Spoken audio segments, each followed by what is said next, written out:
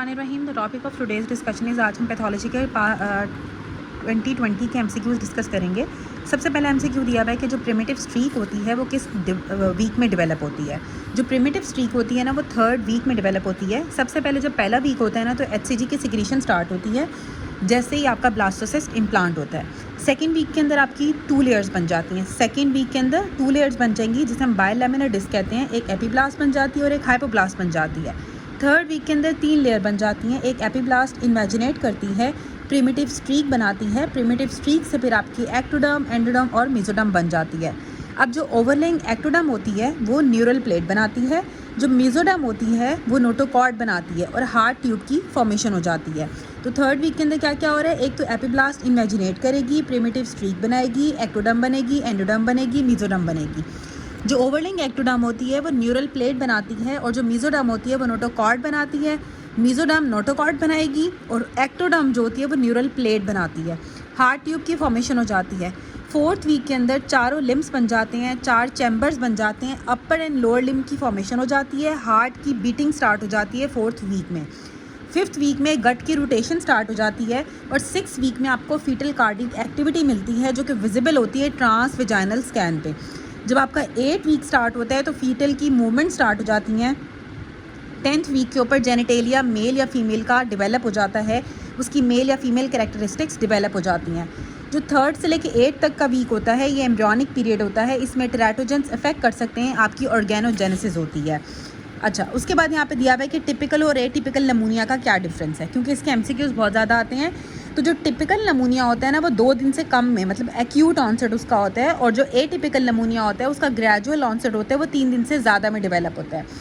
Typical pneumonia किसी भी as पे हो सकता है, लेकिन जो एटिपिकल नमूनिया होता है वो 5 साल से ज़्यादा उम्र के बच्चों के अंदर होता है।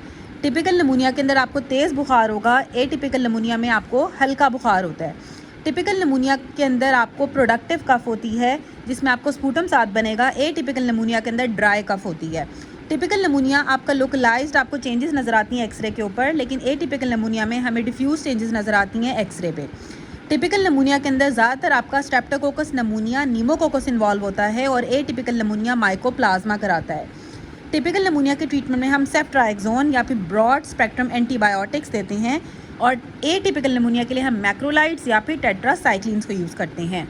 8 ईयर ओल्ड लेडी थी, उसको पर्पल पैच डेवलप हुआ है उसकी पूरी बॉडी के ऊपर। उसकी लैब्स नॉर्मल हैं, लेकिन जो ब्लीडिंग टाइम है वो उसका बढ़ा हुआ है। सब कुछ ठीक है, सिर्फ ब्लीडिंग टाइम ज़्यादा है और पर्पल कलर के पैच नज़र आ रहे हैं उसकी बॉडी के ऊपर। तो लाइकली कॉज होगी सेनाइल पर्परा, कि एज की वजह से उसे पर्परा डेवलप हो गया है। लाइकली फैक्टर जो कि वूंड हीलिंग को अफेक्ट करता है दैट इज़ मेटाबॉलिक डिसऑर्डर, क्योंकि जो आपकी वूंड हीलिंग होती है वो डायबिटीज़ मेलाइटिस से भी अफेक्टेड होती है, वो परसिस्टेंट इन्फेक्शन से भी अफेक्टेड होती है, और अगर आपकी प्रोटीन की डेफिशिएंसी है तो भी वूंड हीलिंग नहीं होगी। मोस्ट सिग्निफिकेंट फाइंडिंग जो हमें पाइलोरिक स्टीनोसिस में मिलती है वो हाइपोकैलीमिया हो जाता है, आपके पोटाशियम का लॉस होता है। जब आपको पाइलोरिक स्टीनोसिस होती है, वॉमिटिंग होती है, उसकी वजह से आपको हाइपोकैलीमिया होता है, पोटाशियम के लेवल कम हो जाते हैं, क्लोराइड के लेवल भी कम हो जाते हैं, और साथ मेटाबॉलिक अल्कलोसिस डेवलप हो जाती है, क्योंकि आपका जो एसिड होता है वो आपका निकल जाता है। पैराडॉक्सिकल एसिड यूरिया की वजह से मेटाबॉलिक अल्कलोसिस डेवलप हो जाती है। हाइपोकैलीमिया एंड हाइपोक्लोरीमिया डेवलप हो जाता है, क्लोराइड भी कम, पोटाशियम भी कम, और साथ अल्कलोसिस, मेटाबॉलिक अल्कलोसिस डेवलप हो जाती है पाइलोरिक स्टीनोसिस में। Which of the following organism cause hyper sensitivity reaction. तो टीबी के अंदर जो होती है वो टाइप 4 हाइपर सेंसिटिविटी रिएक्शन होता है। मैकेनिज्म ऑफ एपोप्टोसिस जो ऑटोइम्यून डिजीज़ के अंदर होता है कि मॉलिक्यूल्स की मिमिक्री होती है जिसकी वजह से एपोप्टोसिस डेवलप हो जाती है ऑटोइम्यून डिजीज़ में।